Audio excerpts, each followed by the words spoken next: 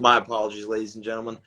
Alrighty, welcome back to the channel, guys. It's another edition of Dumb Gonz Sports Talk, post-game edition, and we are actually here on a Sunday evening, so you're going to get our instant analysis about this game that we just finished watching between the Ravens and the Cleveland Browns that ended a few hours ago in Baltimore with the Ravens falling in a nail-biter 33-31 off of a game-winning field goal by Dustin Hopkins as time expired.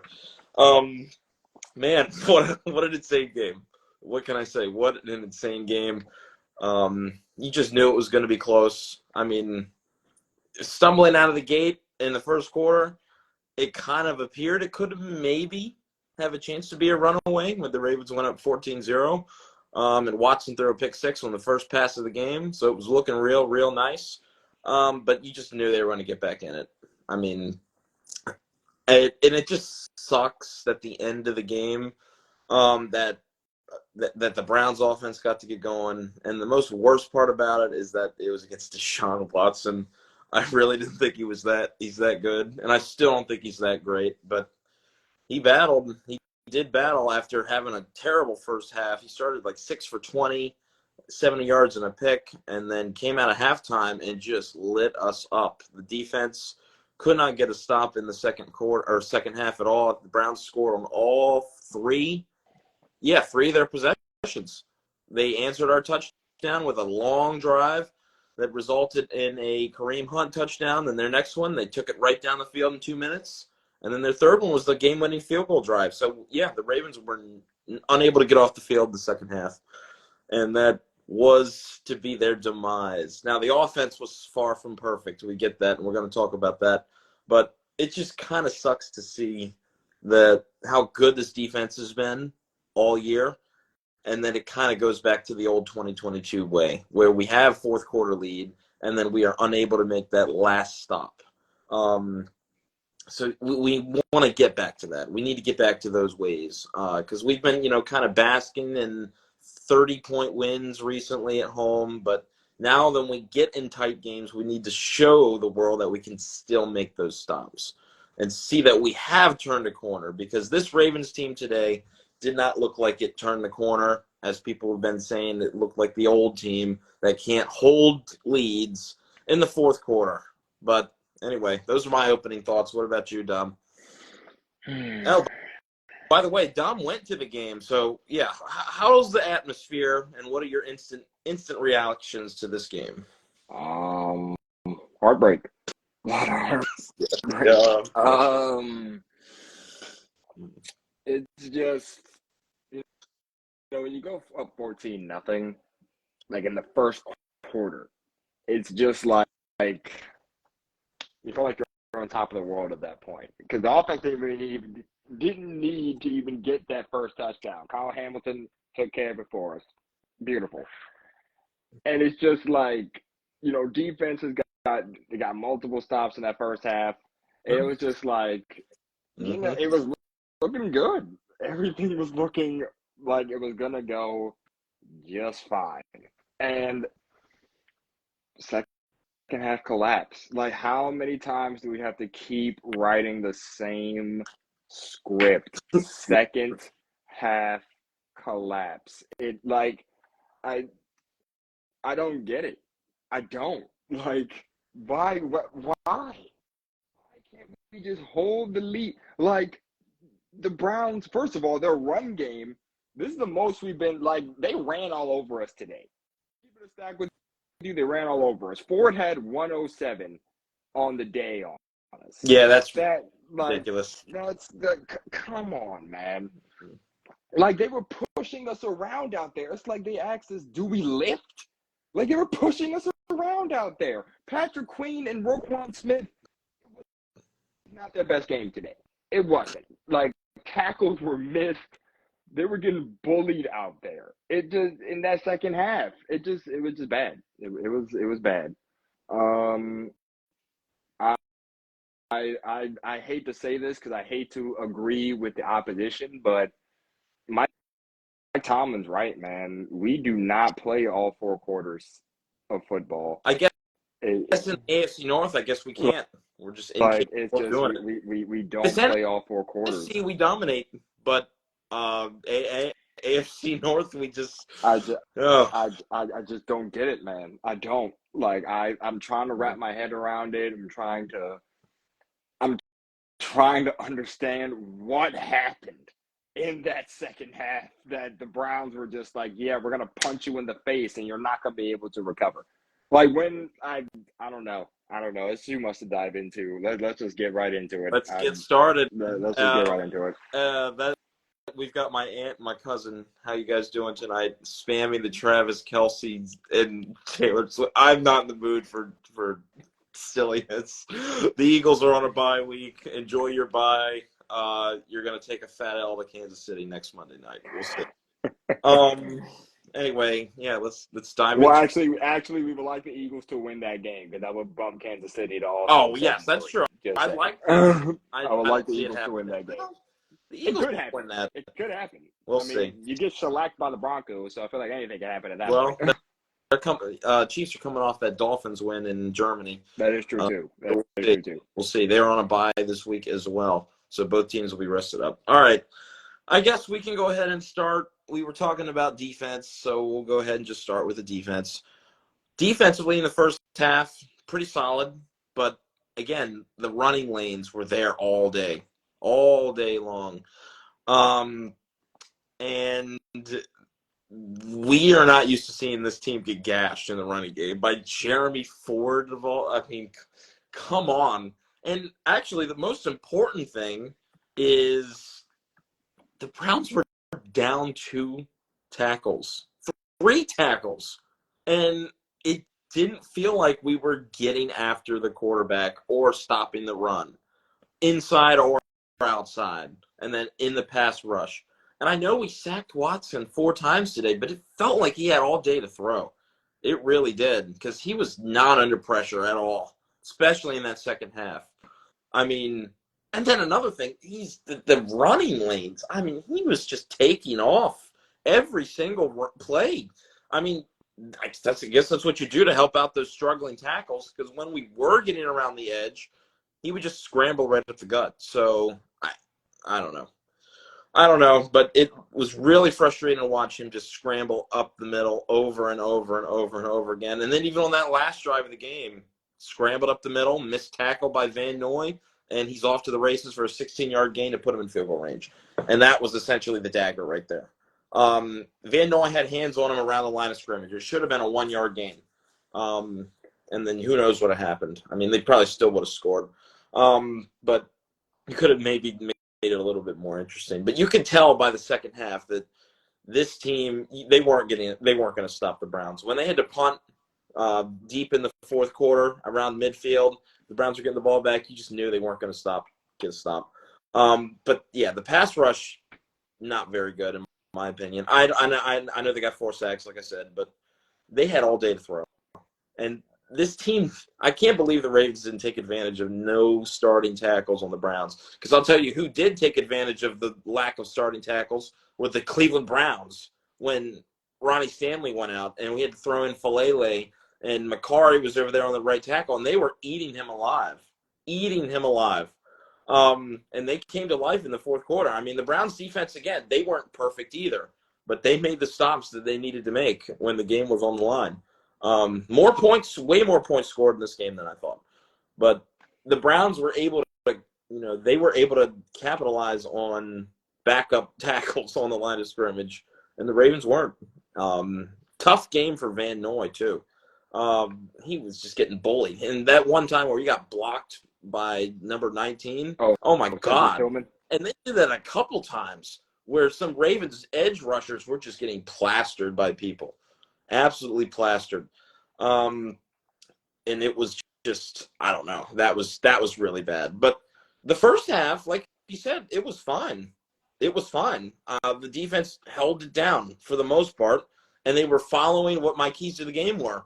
Play good defense in the red zone. Don't let them come away with points or touchdowns. And that's exactly what they did. The Browns were shut out for touchdowns, and they kicked 3 field goals inside the red zone. And they were doing pretty good. But then, I don't know, the switch flipped at halftime. and Marlowe went down, and that seemed to be a real big turning point, I think, when Marlon Humphrey went down, because then Rock Ya-Sin struggled a little bit. But although he got flagged on a terrible call for pass interference, the ball wasn't even catchable, and they just went ahead and threw pass interference. I mean, the officiating again, just I don't know what they were doing. A lot of weird calls at the end of the game. Like that was a terrible call. The ball was way out of bounds. And then they give him not even that should have, if they're going to call it, they need to call that illegal contact, at least a 5-yard penalty, not 25 yards. Because pass interference, if you don't know, is a spot foul. And it was a deep pass.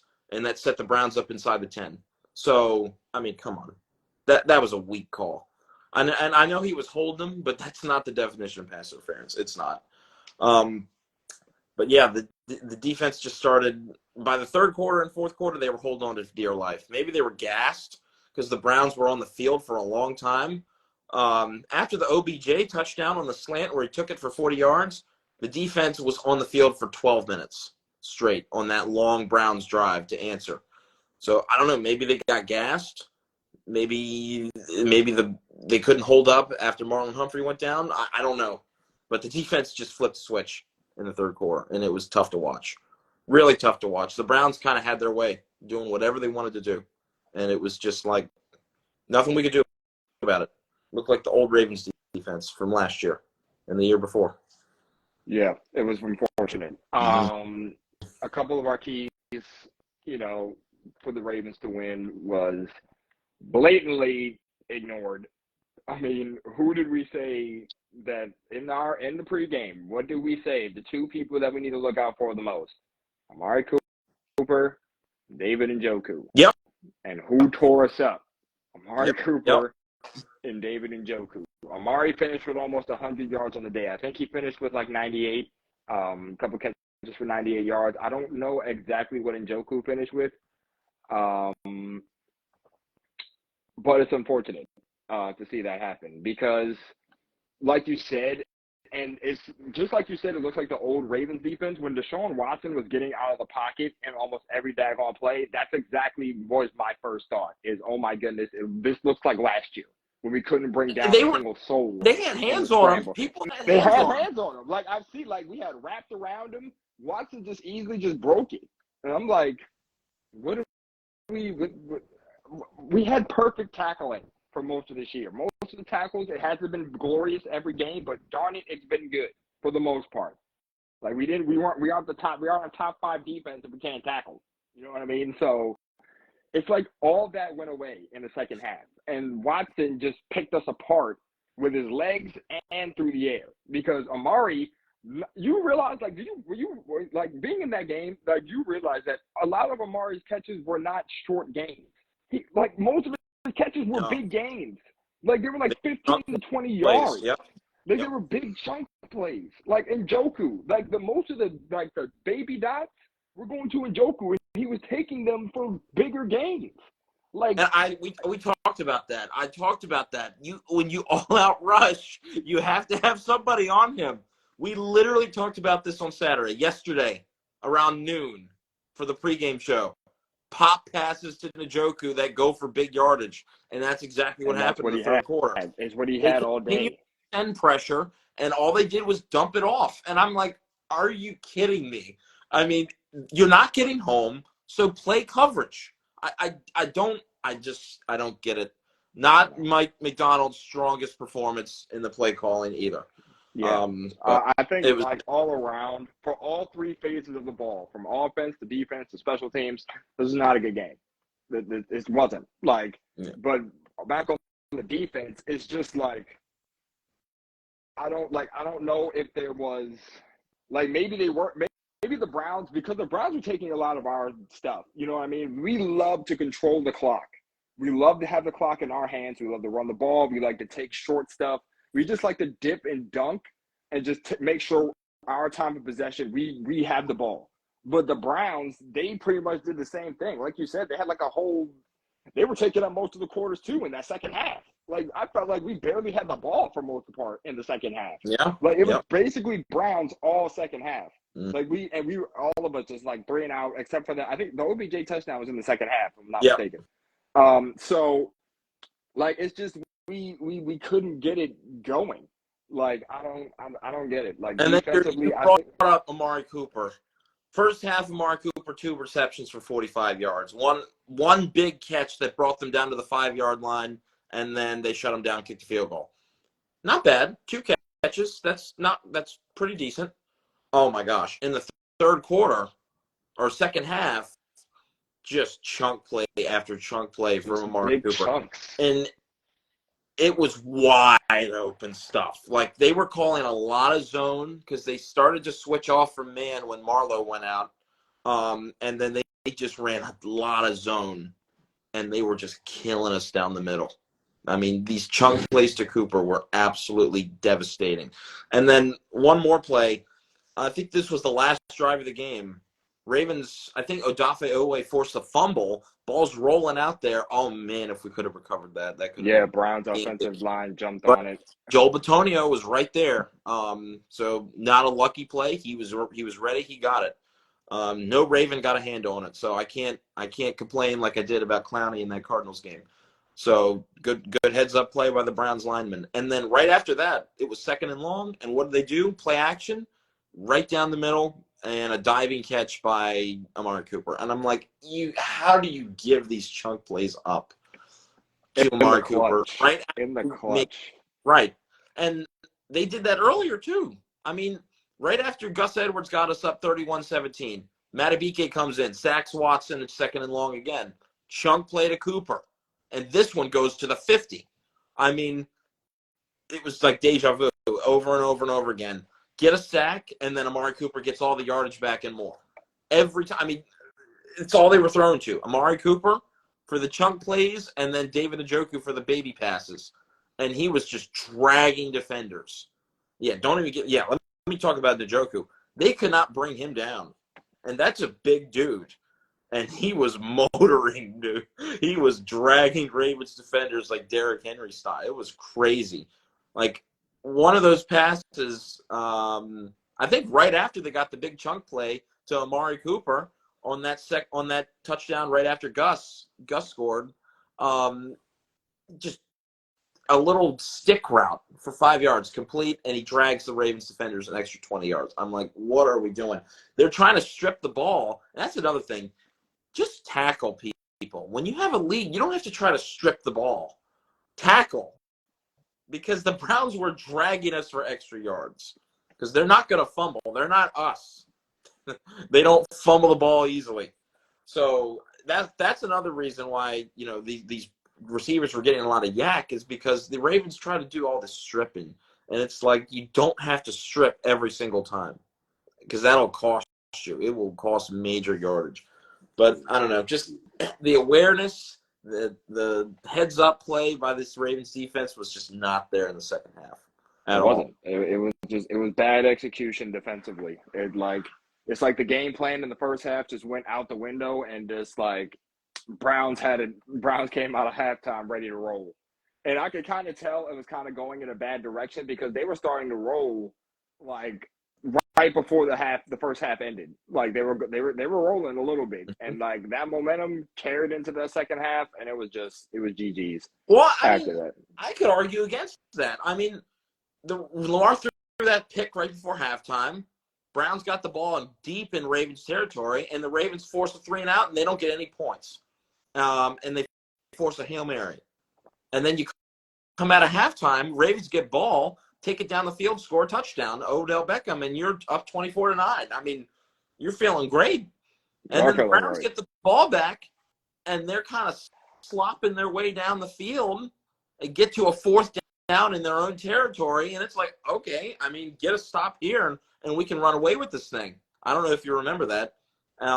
They did a run with Kareem Hunt on 3rd down, got stuffed. And all of a sudden, 4th and 1. I'm like, oh, my God, we're about to get the ball back. They're not going to go for this. And then in the blink of an eye, they go, hurry up and get it real quick. But still, they weren't moving, like, easily.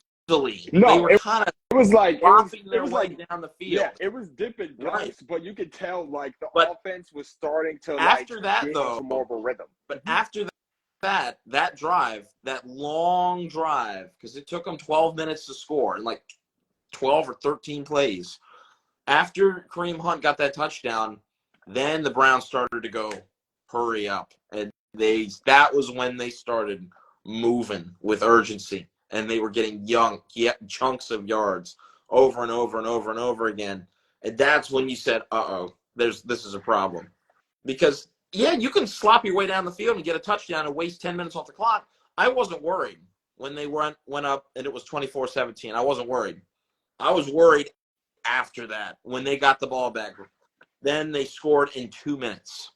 We had scored with Gus Edwards, 8:57 left in the game. They scored in 2 minutes. 2 minutes. 6-play drive. And it's like, uh-oh, they're rolling now. If they get the ball back, they're scoring again. And then they didn't even need to get the ball back because we threw a pick six. So yeah, that pick six was devastating. That pick six was very, very, very devastating. Lucky as the other one. Just as lucky as the other one. I mean, batted balls that were intercepted. It is what it is. Yeah, the defense. You can tell after that that they were not going to make any more stops the rest of the game. It felt like the Dolphins game, sort of, defensively. After that, the offense was rolling so much you could tell they weren't going to get off the field. So yeah, it was very unfortunate. The defense. This is a wake-up call from the defense for sure. It's just re-scheming, getting back into it, and just looking at this game like, okay, we're not unstoppable. We are human, and regroup, recollect, and get ready for the next one. I know it's a short week, but this game has to be out of the back of the head quick. We've only got 3 days to prepare. So, but yeah, it's very unfortunate because, like we said, they were playing great in the first half. Everything was going smooth. Watson only had like 8 yards of offense for most of the first quarter. Like, they could barely move. Mm-hmm. And then all of a sudden, Browns flipped the switch offensively and GG's. Yeah. We got to figure out the problem on defense fast. And we also got to figure out how the severity of these injuries with Marlon Humphrey. Is it bad? I mean, he was walking. They call it an ankle injury. Harbaugh gave him no updates after the game. Yeah, he usually does not. No. It's not looking good, though, because we have a Thursday night football game, and tomorrow's Monday. So it's not looking that he was able to walk off on his own. He was able to walk off on his own. So that is a good sign, but we don't know the severity. Availability for Thursday, it's not looking good. It's not looking good because if he had to leave the game because of it and he didn't return, it's not looking good. And I'm a little bit nervous about that because we've got those Cincinnati Kitty Cats coming into town, and you already know how explosive they can be when they're firing on all cylinders. So we got to get it together quick on defense. Agreed. Quick. Agreed. Yes. All right, offense. I mean, again, the inconsistencies. At times they look really good on offense, and then at times they get stonewalled and can't go anywhere. I mean, there was there's a big blemish here offensively. I didn't mean to cut you off. I'm sorry, but there's a big problem offensively, and like I can say one thing I will say: Lamar's deep accuracy, his deep ball inconsistency. Like overthrows, still overthrow. Like he had an overthrow, he had an underthrow. Nothing was like right on the money. It seemed like most of the time, like those intermediate throws, they were there. He was hitting them on all cylinders each and every time. But it's the deep ball that isn't hitting the receivers on the money. Like he had one to Zayd that would have been a touchdown. He the underthrow to Bateman. Gotta hit that. You gotta hit that one. The underthrow to Bateman. Bateman doesn't even have a chance to try to fight for it because he can't get to it. He's expecting to just go up there and try to go get it and underthrow. Like it's like Lamar, we gotta work on the deep ball consistency because if we can't beat people deep, they'll have no reason to guard that. Like they'll just guard the intermediate. They'll just guard Andrews over the middle. They'll guard Zay on the screen. Like they'll know what to look for. So we have to get better with the deep ball consistency. Now, you've got to hit my that biggest day. That one to Zay. That one to Zay would have been crucial. That was it would have been very, very crucial. Yep. He had his guy beat. Gone.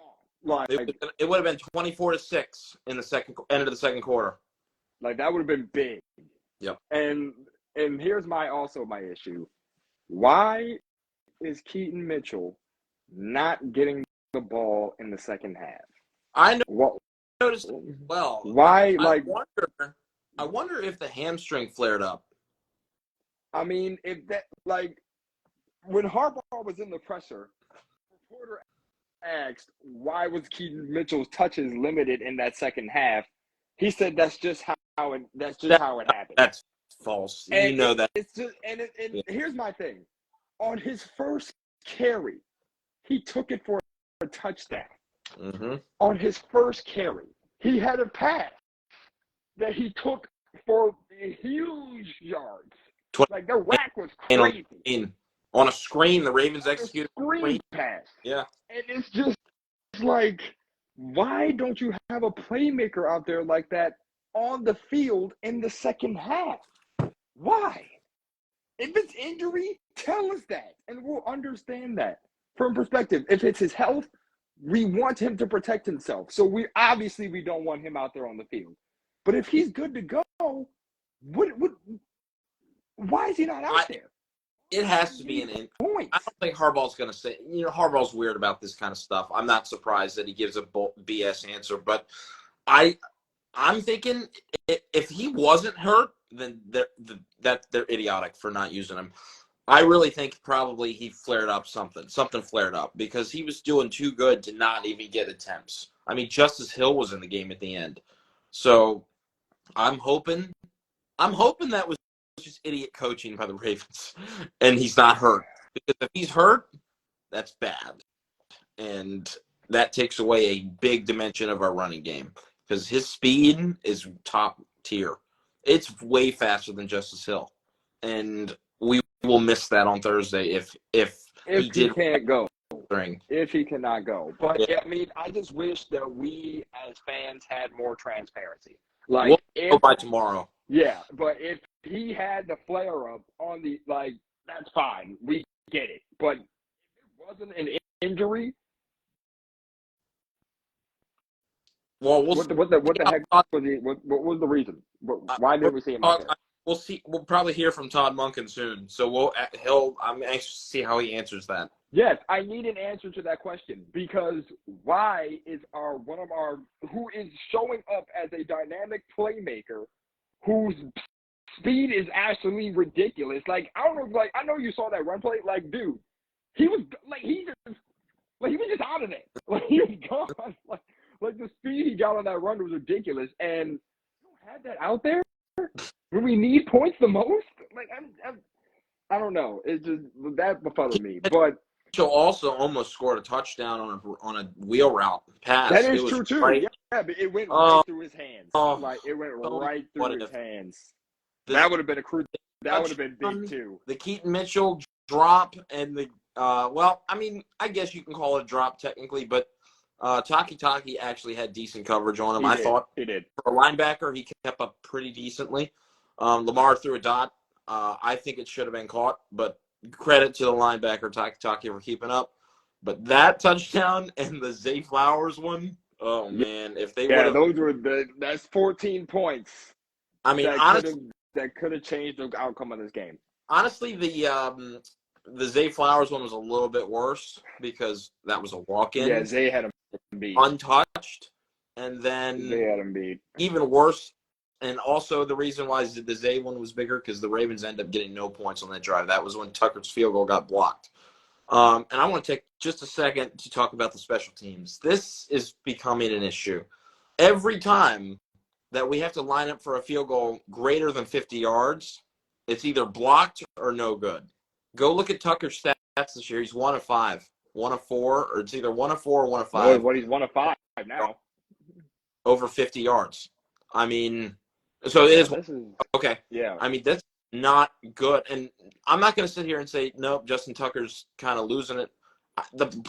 How are you getting blocked so much? We're getting a lot of field goals blocked, dating back to last year, like the middle of last year to this year. The PATs are getting blocked. long field goals are getting blocked. I mean, Tucker's missing deep field goals that used to be automatic for him. I mean, it's just there's something to be said, and then big returns given up too. I mean, there weren't huge returns given up in the Browns game, but there was one that got out to the 40. But I'm just saying, over the course of this season, the special teams is not very good. Duvernay's doing okay. I mean, he's had a couple nice returns, but the return coverage and the field goal protection is not there, and it's a concern. I'm actually genuinely concerned when we have to kick a field goal over 50 yards now, because it's just not getting done, and people are blocking it almost every time, and Tucker pulls it, and it's just there's something to be said there. There really is, because I don't know what it is. Maybe because I know they have a new long snapper this year because of Nick Moore's injury in training camp, but this is starting to become a concern. Thankfully, we're not the old Ravens that had to kick field goals every single time we were on offense when we had Flacco back in 2017. Thankfully, we're scoring more touchdowns, because I don't think we'd be able to get any points back if we flash back to 2017 with this special teams, we would probably be getting 3 points a game, maybe if that, because those used to be 55-yard bombs by Tucker, and now we're not getting those anymore. So I don't know. I mean, the special teams has their work cut out for them, because it's starting to become a problem. I'm worried. Like, I haven't seen Tucker not hit this much in a very, very long time. He was just Mr. Go-To. Like, you just knew it was going in. Like, anything between that 50-yard to 40-yard range, you knew it was going in. But now it's just like, I'm scared when he's out there now. I wonder. But just for this time though, I wonder if he is a little bit rattled by the kick protection as well, because he's gotten a lot of shit blocked this year. So I wonder if that kind of is in the back of his mind when he goes to kick these long field goals. Because I know, obviously, when you kick a longer field goal, you can't do a lollipop type of kick because it might come up short. You kind of got to drive it, drive it straight. And when you drive it like that to get, less height and more power, that gives people in the line of scrimmage more time to get down there and block it, or get their hands up and block it if you got to hit more of a line drive type of kick than like a floppy rainbow that you can do for a 40-yard, 30-yard field goal. And I just wonder if Tucker's aware of that when he kicks these long ones now, because this never happened. Like, special teams has always been automatic in Baltimore ever since Harbaugh took over. But now it's a legitimate concern. I mean, we're getting punts blocked too back in the Steelers game. Yeah, I mean, I haven't seen this many blocks on a special teams unit like for the Ravens in I don't know. I don't think I've ever seen it. So we need to clean that up, because that could end up costing us a game if we're not careful. I mean, it kind of already did in that Steelers game. That block punt was huge. Key for them to come back, yeah. We don't need extra. I mean, we've already got enough issues on offense, and apparently we have issues on defense too. We don't need to add to the fire with special teams. So get that figured out. I mean, this team has some work to do. All those people who were asking about the Ravens, are they peaking early? They're definitely not peaking early. They've got a lot of things to fix. There are a lot of things to clean up. Sitting here at 7-3. So yeah, I mean, they're still tied for first. Well, right now it would be Kansas City, but I mean, there's still things, and plus we still have the bye week. So yeah. That also gives us time to try to come up with game plans, because I think bye week is week 14. I want to say week 13 or week 14. Next week. This is week 10, correct? This is week 10. And then our primetime game starts week 11. 11, 12. We have a bye week, week 13. Week 13. Yeah. Okay, so we have Bengals, and then after Bengals, we have, I want to say, Chargers. Thank you. LA. So we have Bengals, and we got Chargers. And then bye week. And then bye week. So Bengals are, we know who they are. We know they're going to be tough. Chargers, they're up in the air right now. I mean, they'll give up 30, they'll score 30. They don't even know what they want to do. So in my opinion, we take that bye week and we have to if we don't come up clutch in these next 2 games, we take that bye week. We need to regroup and we need to get it back together. Because this Bengals game now, if we would have won this game today, the Bengals game, I mean, I'm not saying we could have took a layup, but I mean, I feel as though the pressure isn't on as much because the Bengals lost today to the Texans. Shout out to the Texans, by the way, too. Thank you, Texans. We love you. Since they lost to the Texans today, I would have said, okay, I mean, we're good. We're 8-2. Bengals are 5-4. I don't know how the heck the Steelers keep winning games. They're But playing they're 6-3. Don, they're playing the Right. 3-6 Packers. Their luck's gonna run out. They play this Packers outgained them again today, though. They got outgained again. Steelers football is absolute insanity. They should not be winning. They are playing terrible ball and still winning. I just don't get it. I don't get it.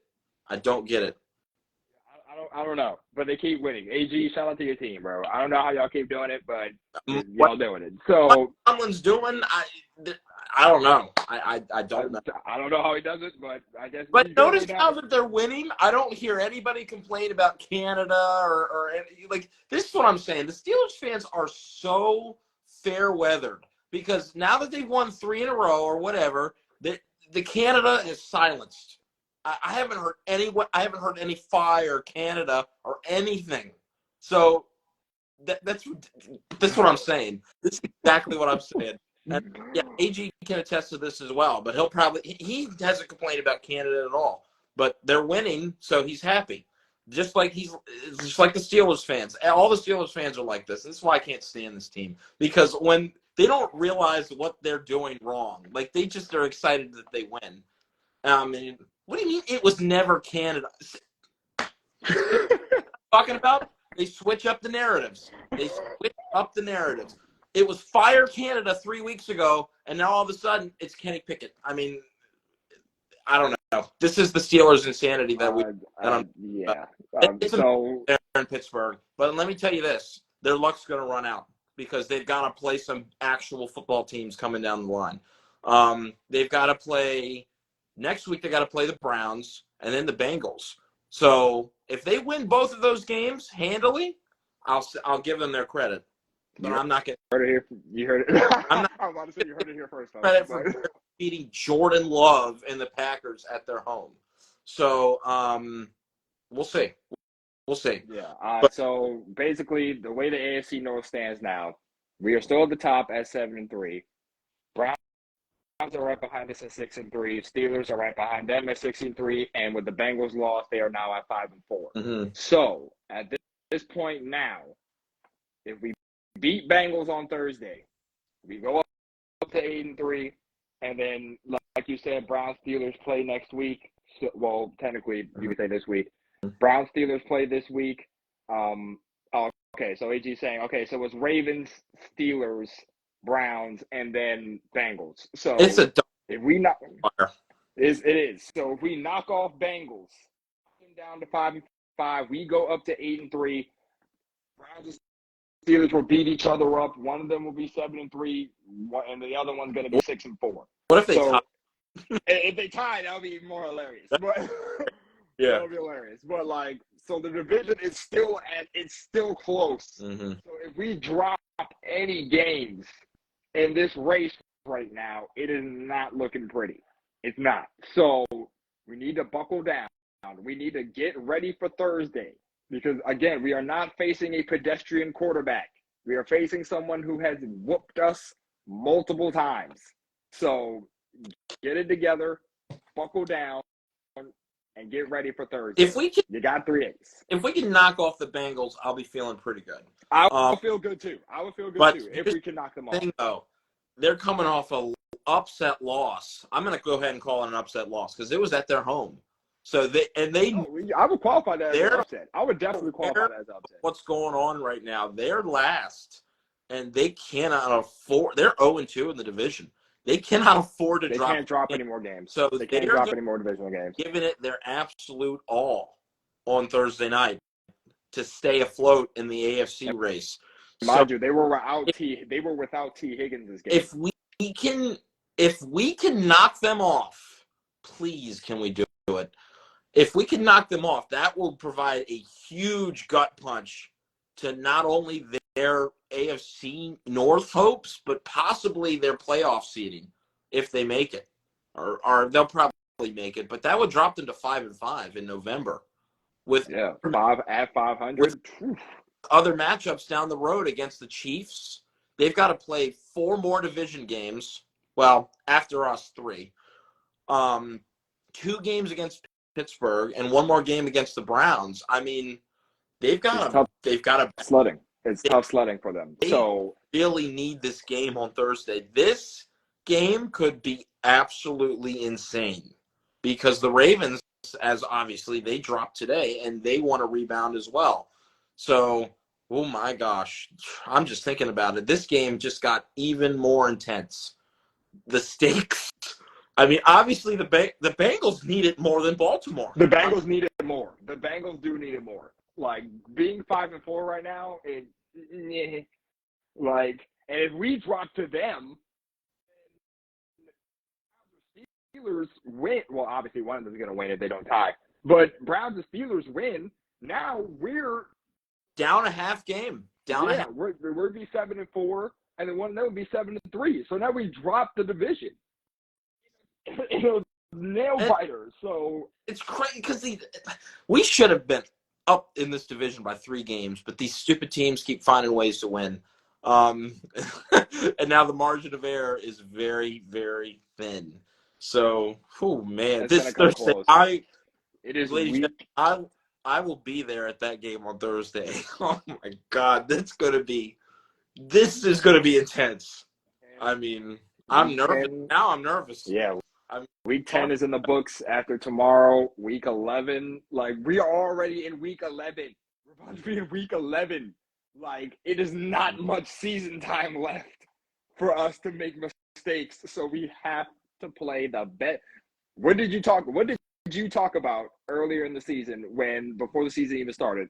Playing great football in the January time. November, December. Yeah, and this is the time to buckle down and get your ish together. I wanted to say the other word, but I'm going to refrain from it. Get your stuff together because this is the most clutch football you'll need to play at this point in time. Because, like I said, it does not get any easier for us. We still have Jags. We still have Chargers, like you said. We got Bengals on primetime. This is the second matchup. Like, and Lord knows, we have Steelers for the last game of the season. So you already know that one's going to be a slugfest. Like, I don't know, man. I don't know how this is going to turn out, but 2 division clashes in Week 11. Started with the Bengals-Ravens on Thursday, and then Browns and Steelers in a shit show coming up at 1 o'clock Sunday in Cleveland. That is going to be a bloodbath. That's going to be a slug. That's going to be a fist fight. Watson better play well. If Watson plays well, the Browns could blow them out. I mean, could have won the first matchup, but like the Steelers had to get 2 defensive touchdowns to win by 4.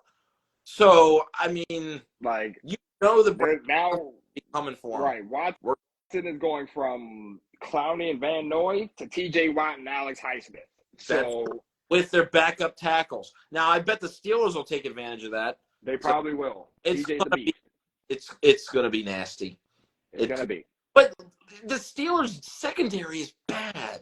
So Amari Cooper should be able to get open theoretically. If Watson finds time. Yeah, if Watson has time. Who knows? But if TJ's in his face and Highsmith is in his face, then I mean, the Steelers were getting cooked by Packers. I don't even know who Jaden Reed is. I mean, this Levi Wallace guy that everyone's complaining about is getting cooked. So, I don't think so. You're giving Jerry Porter way too much credit. I don't know how good he is. But he's definitely better than Levi Wallace. I will say that. But, I mean, who's going to cover Njoku on the Steelers? Because they just lost Quan Alexander. They did. ACL out for the year. So I mean, not ACL, Achilles, sorry. Who do they have in the middle? This team literally is TJ Watt, and that's about it. TJ Watt. TJ Watt and the crew is basically. TJ Watt, Alex Highsmith and friends. That's they are. And they're going on tour right now, just getting. I don't even know if Mick TJ and Alex playing. Yeah, I mean it's ridiculous. Whatever. But it's gonna be an interesting end to the season. I can tell you that much. But, yeah, I can tell you that. AJ, no one cares about your Pittsburgh. I mean, Puka Nacua. I mean, yeah, he locked. We gotta give Puka a little bit of credit. He locked down Devontae Adams. No, you know who locked them down? Themselves. They locked themselves down with fumbles and drops and stuff. So please cool it with how good the Steelers D is. So we'll see how they do against Cleveland. But anyway, disappointing game to drop, but the Ravens can't afford to sulk and feel bad about it. They've got to get going. I mean, Thursday Night Football is Sunday. There's only 3 games till 3 days till Thursday coming up. Not a lot of time for preparation. Right Short week, man. Short week. Ravens are going to be rocking their all-black uniforms. The crowd's going to be hype.